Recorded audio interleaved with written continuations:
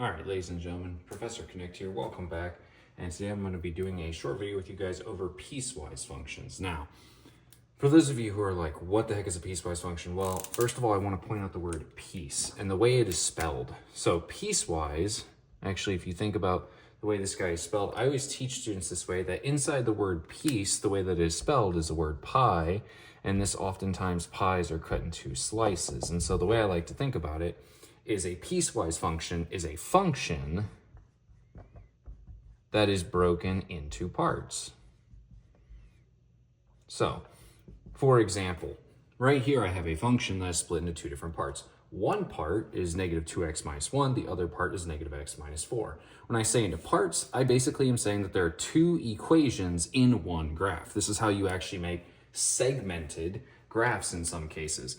So, for example, if I want to graph this guy, I'm actually going to take my function and I'm going to graph it around different points. My focal point for this guy is positive 2. You'll notice that one of these guys is greater than or equal to, and one of these guys is less than or equal to, and one of these guys is greater than.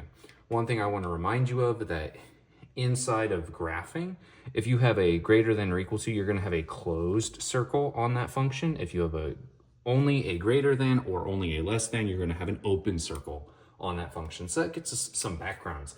Now, what exactly do these graphs look like? All right, so I'm going to start off by drawing my first graph. First of all, I'm going to put down this point right here. What is focaled around 2? So if I plug 2 into this, I take 2 times 2, which is negative 4, subtract down the 1, and I end up getting the point of 2, negative 5. So this is actually my lowest point. Now, if I think about this graph, what does it look like the rest of the time? I can start plugging in numbers if I want. Like if I plug in 0 into this, I get negative 1. And from here, I know what this graph is doing. I'm only graphing what is smaller. So that means my graph is going to look like this, but it's going to be going to the right. It's also going to be a closed dot because I am greater than or equal to. For my second part of my function, if I do the same thing, right? If I plug in 2 into this, I'm going to end up with, I'm going to end up with 2, 2. So I'm going to end up with an open circle, but this time my open circle is at the point 2, 2. Then from here, I'm going to be graphing this function. And this function, if I think about it, right, if I go, let's say to 0. If I go to 0 on the x, well, it doesn't exist at 0, so I have to go higher than. So if I go to 3, 3 gets me to 1. So that means that this graph is actually should be going down this whole time. It's not a perfect graph, but it gives us a rough idea. So this is the basics of a piecewise function. It can be 2 parts, it can actually be 3 parts. The segments can be touching, they don't have to be touching. Like this segment, the reason why they're not touching is because these points physically don't meet at the same point. You can have a piecewise function where 2 functions actually meet at the same point. I'm actually throw up an example of that right now. Okay, so for my second example, I have this next example thrown up here. You can pause the video if you want to write this down, but basically my function is negative 4. So this would be f of x is equal to negative 4. A little background just in case real quick if I forgot to cover this, but f of x is actually another notation for y. So if you do ever see f of x and you're like, what the heck does this mean? It's actually an equivalent function to y. And at a later date, I will make sure to cover this much more in depth and like what the heck it actually means, but it's basically just a replacement. Remember, the bracket shows me 2 parts. The top part is one part of my function, the bottom part is the other part. They are connected by the bracket. So in this case, negative 4 tells me that y is equal to negative 4, okay? But y is only equal to negative 4 where the graph x is negative 2. So I go to x is negative 2, I come down to negative 4. This guy's gonna be a solid dot. He's only going to exist when it's smaller, so this guy's gonna be going to the left. He should be a flat line. That's a terribly drawn line. So we should be going flat right across. Keep in mind, I'm not perfect. I'm not a computer.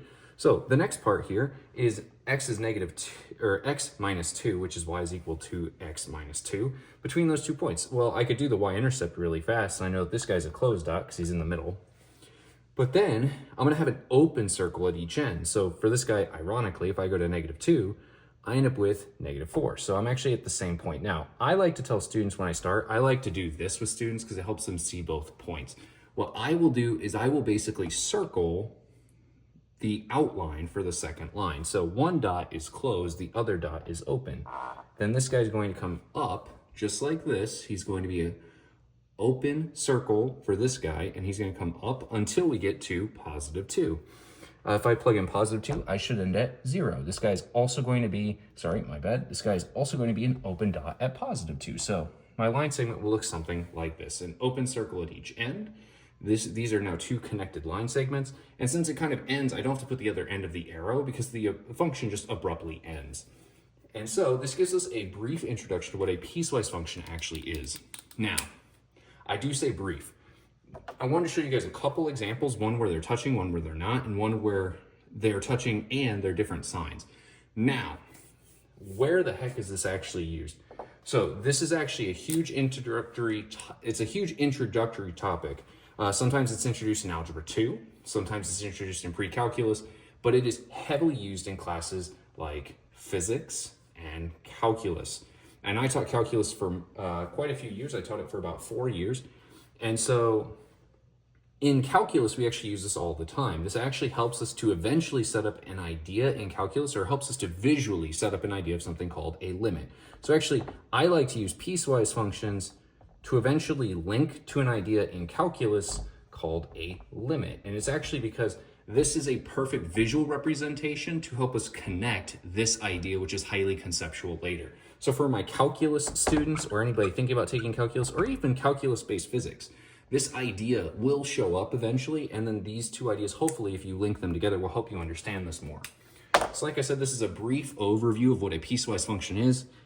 Keep in mind, if you have any questions, leave them in the comment section below. I'll do my best to answer them. And I will keep trying to make some of these helpful tip and trick videos to help you guys out.